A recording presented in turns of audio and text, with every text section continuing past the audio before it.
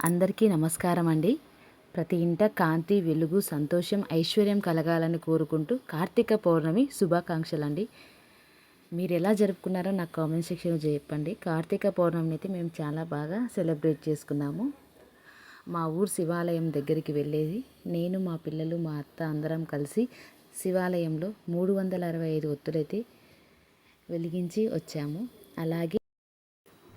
అలాగే మనం 365 ఒత్తులు వెలిగించాల్సిన ప్లేస్లో అయితే అష్టదళ పద్మం ముగ్గు వేసి పసుపుతో కుంకుమతో అలంకరించి మనం పిండి దీపాలైతే పెట్టాలండి. కార్తీక పౌర్ణమి రోజు ఎందుకు 365 ఒత్తులు వెలిగించాలి అంటే అన్ని రోజుల్లో మనము పూజలు చేయలేం కదండి. అందుకనేసి కార్తీక పౌర్ణమి రోజు 365 ఒత్తులు వెలిగిస్తే మంచిది అనేసి అంటారు. మన ఇంటి యజమాని అయితే వెలిగించాలి. మన ఇంట్లో వాళ్ళు మనకు సహకరించినప్పుడు ఇంటి ఇల్లాలైనా భర్త అయినా భార్య అయినా ఎవరో ఒకరైతే వెలిగించాలి. నాకు తెలిసిన పద్ధతిలో ఇలా వెలిగిస్తామండి. దీపాలు వెలిగించినాక దీపంకు 3 బొట్లు అయితే పెట్టాలండి. ఎందుకంటే బ్రహ్మ, విష్ణు, మహేశ్వరులు ముగ్గురు మన పూజకు ఆహ్వానిస్తారు అనేసి అంటారండి.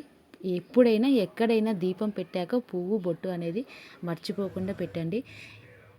దీపాలు పెట్టినాక తాంబూలము, టెంకాయ 365 ఒత్తులు వెలిగించినాక ఈ పని అయితే చేయాలండి. తాంబూలం ఇచ్చి టెంకాయ కొట్టేసి హారతి అయితే ఇవ్వండి. అందరికీ మరొకసారి కార్తీక పౌర్ణమి శుభాకాంక్షలు. మా ఊరు శివాలయంలో ఉన్న విగ్రహాన్ని కూడా మీకు చూపిస్తాను, చూడండి. తీసుకొస్తా.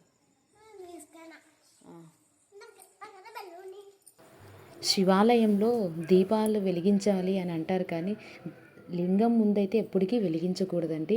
మనకు అరేంజ్ చేసింటారు, లేదంటే ధ్వజస్తంభం ముందర కానీ ఓపెన్ ప్లేస్లో కానీ గుళ్ళో మాత్రం వెలిగించాలి. అందరూ చాలామంది గుళ్ళో చూశాను, అందరూ లింగం ముందరనే వెలిగిస్తుంటారు.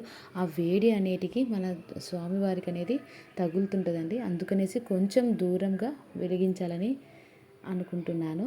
అందరికీ కార్తీక పౌర్ణమిని ఎలా సెలబ్రేట్ చేసుకున్నారో నాకు కామెంట్ సెక్షన్లో చెప్పండి. నా బ్యాడ్ లక్ ఏంటంటే ఆ రోజు శివాలయం క్లోజ్ చేశారంటే నేను పోయేలోపు. Thank you.